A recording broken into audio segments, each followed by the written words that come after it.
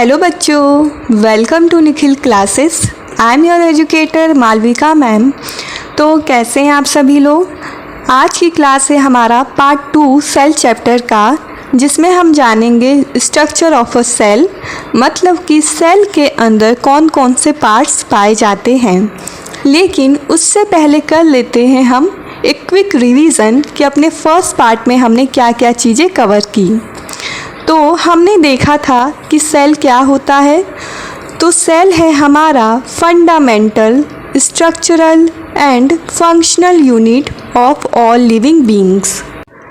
मतलब जितने भी लिविंग बीइंग्स हैं उनकी बॉडी का फंडामेंटल और स्मॉलेस्ट पार्ट क्या है, सेल।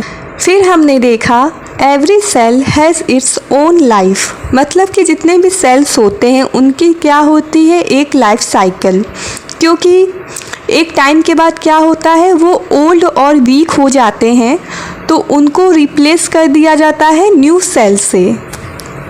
फिर हमने जाना invention of microscope and discovery of cell, जिसमें हमने देखा कि जो फर्स्ट माइक्रोस्कोप था वो एंटोनी वैन ल्यूवेनहुक द्वारा बनाया गया, जो कि था एक सिंपल माइक्रोस्कोप। फिर हमने देखा कंपाउंड माइक्रोस्कोप, जो बनाया था रॉबर्ट हुक ने, और इन्होंने डिस्कवर किया था डेड सेल को। तो इन्होंने क्या किया था, एक थिन स्लाइस ऑफ कॉर्क अपने माइक्रोस्कोप पे रखा था और उनको दिखे थे टाइनी बॉक्स लाइक कंपार्टमेंट्स, जिसको उन्होंने नाम दिया सेल का। तो ये था हमारा डेड सेल। फिर हमने देखा था सेल की थ्योरी के बारे में और जाना था सेल हाउ मैनी, मतलब कि जो लिविंग बॉडी है उसकी साइज़ जितनी ही बड़ी होगी, नंबर ऑफ सेल्स उतने ही ज़्यादा होंगे, और अगर उसकी बॉडी जितनी ही छोटी होगी, नंबर ऑफ सेल उतने ही कम होंगे।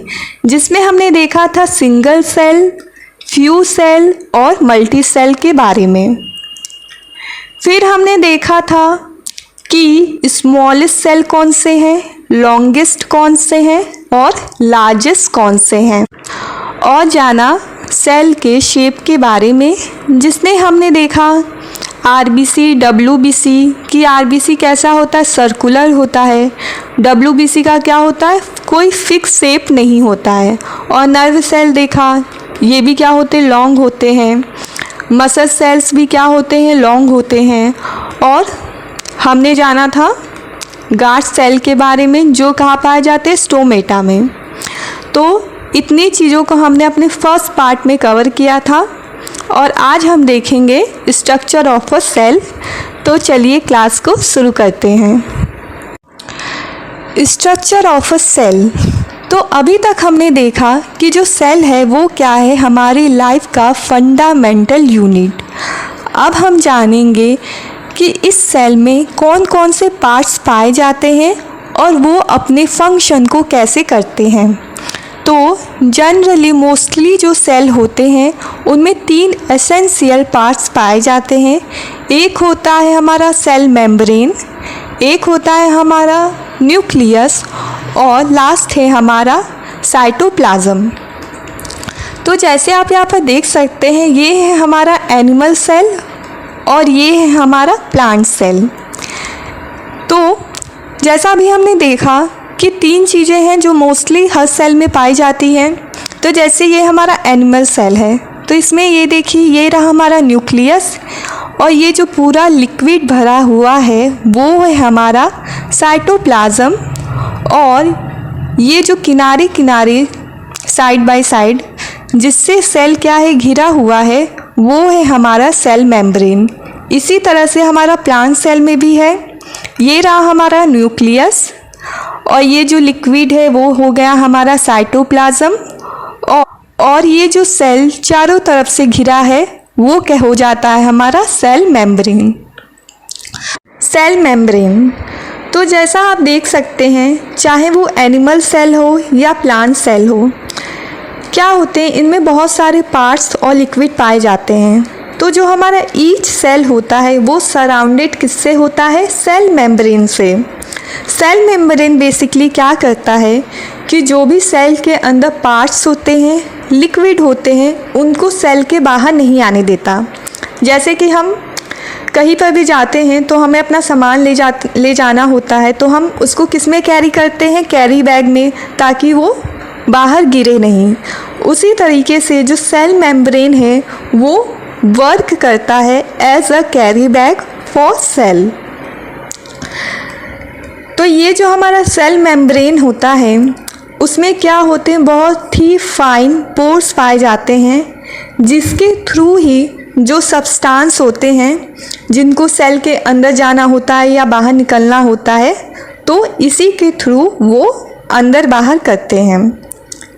और जो ये हमारा सेल मेम्ब्रेन होता है वो बना होता है हमारा लिपोप्रोटीन का। तो जैसा हमने देखा कि एनिमल सेल और प्लांट सेल दोनों में सेल मेम्ब्रेन तो पाया जाता है, लेकिन प्लांट सेल में सेल वॉल भी पाया जाता है। अब ये क्या करता है? तो जो हमारे प्लांट्स होते हैं उन्हें क्या ज़रूरत होती है? एक्स्ट्रा प्रोटेक्शन की। तो जो सेल वॉल होता है वो सेल मेम्ब्रेन को प्रोटेक्ट करता है। और ये क्या है? ये बना होता है सेलुलोज का, और ये जो होता है वो नॉन लिविंग होता है। तो बच्चों, हमने देखा कि जो हमारा सेल मेम्ब्रेन है वो प्लांट और एनिमल दोनों सेल में पाया जा रहा है, लेकिन जो सेल वॉल है वो किस में केवल पाया जाता है? प्लांट में, ताकि उन्हें एक्स्ट्रा प्रोटेक्शन मिल सके। और जो हमारा सेल वॉल होता है वो क्या होता है? नॉन लिविंग, लेकिन जो सेल मेम्ब्रेन है वो क्या होता है? लिविंग। आगे आता है बच्चों हमारा साइटोप्लाज्म। तो अभी तक हमने सेल वॉल और सेल मेम्ब्रेन के बारे में देखा। तो जो हमारा साइटोप्लाज्म है वो क्या है? एक सेमी लिक्विड है जो कहाँ पाया जाता है? सेल मेम्ब्रेन के अंदर। तो जो हमारा सेल है उसका जो मोस्ट ऑफ द एरिया है वो इन्हीं साइटोप्लाज्म के द्वारा ऑक्यूपाइड होता है। तो ये जो साइटोप्लाज्म है सेमी लिक्विड है, तो ये क्या करेंगे? हमेशा मूव करते रहते हैं। और जो हमारे सेल ऑर्गेनल्स हैं इसमें क्या करते हैं? फ्लोट करते हैं। ये बेसिकली हमारे सेल ऑर्गेनल्स को डैमेज होने से बचाता है और उनको ड्राई होने से बचाता है, क्योंकि अगर वो डैमेज और ड्राई हो जाएंगे तो वो क्या हो जाएंगे? डेड हो जाएंगे। तो इसीलिए जो हमारा साइटोप्लाज्म है वो क्या है? एक बहुत ही इम्पॉर्टेंट पार्ट है हमारे सेल का, और जितने भी केमिकल रिएक्शन होते हैं वो इसी के अंदर होते हैं।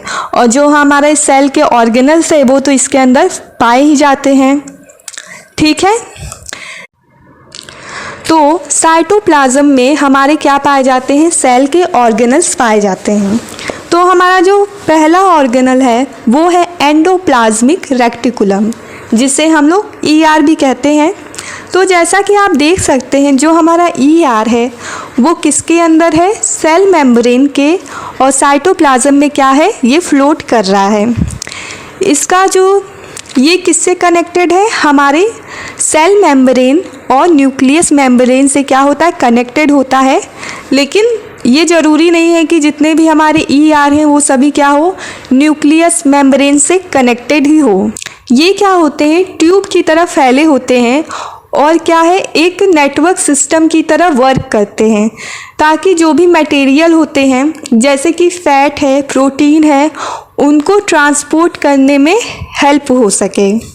तो जो हमारा ER होता है वो दो टाइप का होता है। एक होता है स्मूथ एंडोप्लाज्मिक रेक्टिकुलम, जिसे हम लोग SER कहते हैं। एक होता है रफ एंडोप्लाज्मिक रेक्टिकुलम, जिसे हम लोग RER कहते हैं। तो जो हमारा RER होता है उसमें क्या पाए जाते हैं? राइबोसोम्स पाए जाते हैं, जिस वजह से क्या होता है? वो रफ होता है। तो हमारा जो ये रफ एंडोप्लाज्मिक रेक्टिकुलम है इस पे क्या पाए जाते हैं? राइबोसोम्स, जिसकी वजह से क्या हो जाते हैं? ये रफ हो जाते हैं। और राइबोसोम्स क्या करते हैं? प्रोटीन को बनाते हैं। तो हमारा जो RER है वो एक तरीके से प्रोटीन मैन्युफैक्चर करता है। इसका सेकंड पार्ट है हमारा स्मूथ एंडोप्लाज्मिक रेक्टिकुलम। तो जो स्मूथ एंडोप्लाज्मिक रेक्टिकुलम होता है उस पे क्या होता है, राइबोसोम्स नहीं पाए जाते हैं, जिस वजह से क्या होते हैं, ये स्मूथ होते हैं। इस पे हमारा फैट पाया जाता है। तो हमने देखा जो ER है वो कैसे एक नेटवर्क की तरह काम करता है ताकि जो भी हमारे मटेरियल है वो ईज़िली ट्रांसफ़र हो सके। तो ये था हमारा ER, जिसमें हमने SER और RER के बारे में भी बच्चों देखा। आगे आता है बच्चों हमारा राइबोसोम्स। तो जो हमारे राइबोसोम्स होते हैं वो क्या करते हैं, प्रोटीन को बनाते हैं। तो ये मोस्टली कहाँ पर होते हैं, हमारे जो ER है, जैसे आप देख सकते हैं कि ये क्या है, छोटे छोटे पार्टिकल्स हैं। तो ये जो पार्टिकल्स आपको दिख रहे हैं ये क्या है, हमारे राइबोसोम्स। तो या तो ये मोस्टली हमारे कहाँ होते हैं, ER पे होते हैं, या फिर जो हमारा साइटोप्लाज्म है उसमें फ्लोट करते हैं। तो ये हो गए हमारे राइबोसोम्स। फिर आ जाता है हमारा माइटोकॉन्ड्रिया। तो हमारा जो माइटोकॉन्ड्रिया है उसको हम लोग कहते हैं powerhouse of the cell. मतलब कि हमारे सेल जो भी फंक्शन करते हैं उसके लिए उन्हें एनर्जी कहाँ से मिलती है, माइटोकॉन्ड्रिया से। इसीलिए इसको कहते हैं powerhouse of the cell. इसमें बेसिकली क्या होता है, ATP होता है जो क्या करता है, एनर्जी प्रोवाइड करता है। तो जो हमारा माइटोकॉन्ड्रिया होता है इसमें 2 मेम्ब्रेन्स होते हैं, एक होता है आउटर मेम्ब्रेन और एक होता है इनर मेम्ब्रेन। तो जो हमारा आउटर मेम्ब्रेन होता है उसमें क्या होते हैं, बहुत सारे पोर्स पाए जाते हैं, जिस वजह से इसे पोरस मेम्ब्रेन कहते हैं। और जो हमारा इनर मेम्ब्रेन होता है, जैसा आप देख सकते हैं ये क्या है, बहुत ही ज़्यादा फोल्डेड है। इसको हम लोग क्या कर सकते हैं, स्ट्रेच कर सकते हैं। तो ये बहुत ही फोल्डेड होते हैं और इन्हें हम लोग क्या कहते हैं, क्रिस्टी कहते हैं। फिर हमारा पाया जाता है इनर चैम्बर। जैसे ये है जो हमारा, ये क्या है, हमारा इनर चैम्बर है और आउटर चैम्बर। और जो हमारा माइटोकॉन्ड्रिया होता है इसके पास अपना खुद का DNA और राइबोसोम्स पाए जाते हैं, जिस कारण से ये अपने फंक्शन को ईज़िली कर पाता है और इसी वजह से इसको सेमी ऑटोनोमस ऑर्गेनल्स भी कहते हैं। तो हमने देखा कि जो हमारा माइटोकॉन्ड्रिया है वो कैसे एनर्जी बनाता है और इसमें 2 मेम्ब्रेन्स पाए जाते हैं। इसके पास अपना खुद का DNA और राइबोसोम्स होता है। नेक्स्ट आता है बच्चों हमारा गोल्गी एपरेंटस। तो ये भी हमारा सेल मेम्ब्रेन बाउंड होता है और ये क्या करता है, इसको हम लोग delivery system of the cell कहते हैं। तो जैसे आप ये फिगर देख सकते हैं, हमारा ये रहा हमारा गोल्गी एपरेंटस और इसका जो स्ट्रक्चर होता है वो देखिए, ये क्या है, ट्यूब की तरह है, हॉलो ट्यूब, जिसको हम लोग क्या कहते हैं, सिस्टर्नी। तो ये भी क्या करता है, हमारे सेल में एक नेटवर्क की तरह काम करता है। ये रहा इसका सिस फेस और ये है ट्रांस फेस। तो इससे ये क्या कनेक्टेड रहता है न्यूक्लियस से और सेल मेम्ब्रेन से, ताकि जो भी मटेरियल है वो क्या कर सके, उनका ट्रांसपोर्ट कर सके। आगे आता है हमारा लाइसोसोम।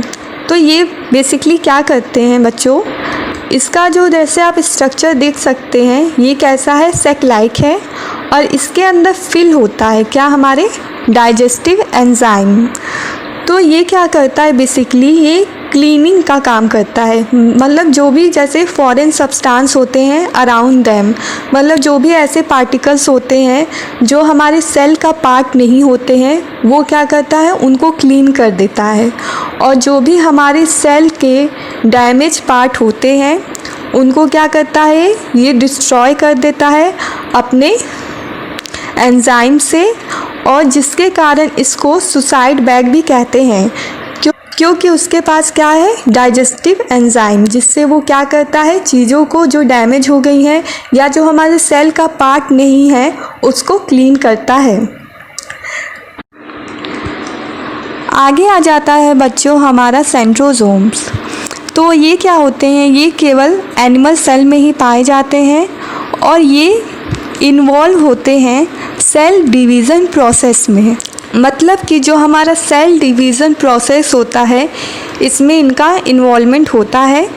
तो ये कंटेन करते हैं 2 सेंट्रियोल्स जो कि क्या होते हैं, शॉर्ट बंडल्स होते हैं किसके, माइक्रो फिलामेंट्स का, और अरेंज होते हैं राइट एंगल्स पे। तो जैसा आप फिगर में देख सकते हैं ये क्या हमारे 2 सेंट्रियोल्स और इनका स्ट्रक्चर कैसा है, सिलेंडर लाइक। और ये क्या होंगे जब अपने मतलब ये क्या होंगे जब राइट एंगल पे अरेंज होंगे टू ईच अदर, और इनके आसपास फिर क्या पाया जाएगा, एक पेरीसेंट्रियोलर फ्लूइड पाए जाएंगे। तो ये क्या हो जाते हैं, बन जाते हैं हमारे सेंट्रोसोम्स। तो ये ही है हमारा बेसिकली सेंट्रोसोम्स जो कि इन्वॉल्व होते हैं हमारे सेल डिवीज़न प्रोसेस में। आगे आ जाता है बच्चों हमारा प्लास्टिड। तो जो प्लास्टिड होते हैं, सबसे पहली बात ये केवल प्लांट सेल में पाए जाते हैं, एनिमल सेल में ये नहीं पाए जाते हैं। और उनको क्लासिफाइड किया गया है एज ल्यूकोप्लास्ट, क्रोमोप्लास्ट और क्लोरोप्लास्ट। तो जो ल्यूकोप्लास्ट होते हैं वो क्या होते हैं, कलरलेस होते हैं। मतलब कि वो प्लांट्स को कलर देने का काम नहीं करते हैं बल्कि ये स्टोरेज का काम करते हैं। ये अपने में स्टोर करते हैं स्टार्च, ऑयल और जो भी प्रोटीन ग्रैन्युल्स होते हैं उनको स्टोर करते हैं। फिर आता है हमारा क्रोमोप्लास्ट। ये क्या होते हैं, ये कलर पिगमेंट इनके पास होता है जिससे कि वो जो फ्लावर्स हैं, फ्रूट्स हैं उनको क्या करते हैं, कलर प्रोवाइड करते हैं, जैसे येलो, ऑरेंज एंड रेड। और एंड में आता है हमारा क्लोरोप्लास्ट। इनमें क्या पाया जाता है, इनमें पाया जाता है ग्रीन पिगमेंट जिसको हम लोग कहते हैं क्लोरोफिल। तो जो हमारे प्लांट्स हैं जो ग्रीन कलर के दिखाई देते हैं वो इसी क्लोरोप्लास्ट के क्लोरोफिल पिगमेंट के द्वारा उनको वो कलर मिलता है। तो हमने देखा बच्चों कि जो प्लास्टिड होते हैं वो केवल प्लांट सेल में पाए जाते हैं। क्या करते हैं, ये काम करते हैं जो हमारे प्लांट्स होते हैं उनको कलर देने का और स्टोरेज का काम करते हैं। आगे आता है बच्चों हमारा न्यूक्लियस। तो जो न्यूक्लियस होता है वो सेल का सबसे इम्पॉर्टेंट पार्ट होता है क्योंकि ये हमारे जो सेल के जितने भी ऑर्गेनल्स होते हैं उनको कंट्रोल करने का काम न्यूक्लियस ही करता है। जैसे हमारी बॉडी है तो हमारी बॉडी को कंट्रोल करने का काम कौन करता है, हमारा ब्रेन। उसी तरह से सेल को कौन कंट्रोल करता है, उसका न्यूक्लियस। तो जो न्यूक्लियस होता है वो हमारे सेल के सेंटर में लोकेटेड होता है और ये क्या होता है, सेल का सबसे लार्जेस्ट स्ट्रक्चर कौन सा है, हमारा न्यूक्लियस। मतलब कि जितने भी सेल के पार्ट्स हैं उनमें सबसे बड़ा क्या है, न्यूक्लियस। और ये भी क्या होता है, डबल मेम्ब्रेन होता है। मतलब इसमें भी 2 मेम्ब्रेन्स पाए जाते हैं। एक होता है इसका ये जैसे है इनर मेम्ब्रेन और इधर ये देखिए ये क्या है, आउटर मेम्ब्रेन। तो ये जो मेम्ब्रेन होता है वो क्या करता है, न्यूक्लियस को सेपरेट करने का काम करता है। तो ये न्यूक्लियस को किससे सेपरेट करता है, तो जो हमारा साइटोप्लाज्म था उससे न्यूक्लियस को सेपरेट करता है हमारा जो न्यूक्लियस मेम्ब्रेन है। न्यूक्लियस के अंदर पाया जाता है न्यूक्लियोप्लाज्म और इसके अंदर पाए जाते हैं क्रोमाटिन। ये आप जो देख सकते हैं जो क्या है, थ्रेड लाइक जो आपको स्ट्रक्चर दिख रहे हैं ये क्या होते हैं, हमारे क्रोमाटिन। और ये क्या होते हैं, जब सेल डिवीज़न होता है तो ये क्या बन जाते हैं, ये हमारे बन जाते हैं क्रोमोसोम्स। तो अभी तो आपको ये थ्रेड लाइक स्ट्रक्चर दिख रहे हैं लेकिन जब ये सेल डिवीज़न के समय क्या हो जाते हैं, इनका एक डेफिनेट स्ट्रक्चर बनता है जिसे हम कहते हैं क्रोमोसोम्स।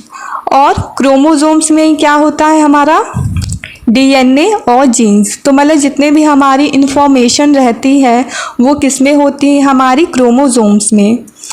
तो ये हमारा न्यूक्लियस जिसे हम लोग बोलते हैं ब्रेन ऑफ द सेल, बल्कि क्योंकि ये सेल के ऑर्गेनल्स को क्या करता है, कंट्रोल करता है। और जिन सेल में क्या होता है, हमारा न्यूक्लियर मेम्ब्रेन एब्सेंट होता है उनको हम कहते हैं प्रोकैरियोटिक सेल्स। जैसे कि हमारा बैक्टीरिया, जो बैक्टीरिया होते हैं वो प्रोकैरियोट्स में आते हैं और जिसमें ये डबल न्यूक्लियर मेम्ब्रेन प्रेजेंट होता है वो आते हैं हमारे यूकैरियोटिक सेल्स। अब बच्चों हम देखेंगे डिफरेंसेस बिटवीन प्लांट और एनिमल सेल में। तो हमने देखा कि जो सेल वॉल होता है वो किस में पाया जाता है, प्लांट सेल में, एनिमल सेल में नहीं होते हैं। जो हमारे सेंट्रोजोम्स होते हैं वो भी क्या होते हैं, प्लांट सेल में नहीं होते हैं, वो पाए जाते हैं हमारे एनिमल सेल में। और वैक्यूल्स जो होते हैं वो क्या होते हैं, ज़्यादा प्रोमिनेंट होते हैं। वैक्यूल्स बेसिकली क्या होते हैं, वो होते हैं वाटर को स्टोर करते हैं। तो क्या होते हैं, जो हमारे प्लांट्स होते हैं उनको क्या होता है, वाटर की बहुत ही ज़रूरत होती है। और उनको क्या है कि ज़रूरी नहीं है कि रेगुलर बेसिस पर वाटर उनको मिले। तो जो इनके वैक्यूल्स होते हैं वो क्या होते हैं, प्रोमिनेंट होते हैं ज़्यादा, ताकि वो पानी को स्टोर कर सकें। और जो एनिमल सेल में वैक्यूल्स पाए जाते हैं वो स्मॉल पाए जाते हैं, क्योंकि हमें तो जब भी प्यास लगती है हम क्या कर लेते हैं, पानी को कंज्यूम कर लेते हैं। तो हमारे में क्या पाए जाते हैं, स्मॉल होते हैं और टेम्परेरी होते हैं। फिर हमने देखा जो प्लांट सेल है उसमें क्या पाया जाता है, प्लास्टिड पाया जाता है, और हमारे एनिमल सेल में नहीं पाया जाता है। और जो साइटोप्लाज्म होता है हमारा, उसका एक थिन लाइनिंग होता है प्लांट सेल में, लेकिन जो एनिमल सेल होता है उसका जो होता है वो ऑलमोस्ट इंटायर सेल को अपने से क्या कर लेता है, फिल कर लेता है। तो बच्चों ये थी हमारी आज की पूरी क्लास, जिसमें हमने जाना कि जो हमारे सेल हैं उनमें कौन कौन से स्ट्रक्चर हैं। आई होप आपको सारी चीज़ें अच्छी तरीके से समझ में आ गई होंगी। तो ये था हमारा बायो का फर्स्ट चैप्टर जिसको हमने आज कवर किया। Thanks for watching the video. अगर आपको वीडियो अच्छी लगी हो तो अपने और फ्रेंड्स के साथ ज़रूर शेयर कीजिएगा। और जो भी आपकी क्लासेस है उनका PDF फाइल आपको हमारे टेलीग्राम चैनल पर मिल जाएगा, तो उसको भी ज्वाइन कर लीजिएगा। मिलते हैं नेक्स्ट क्लास।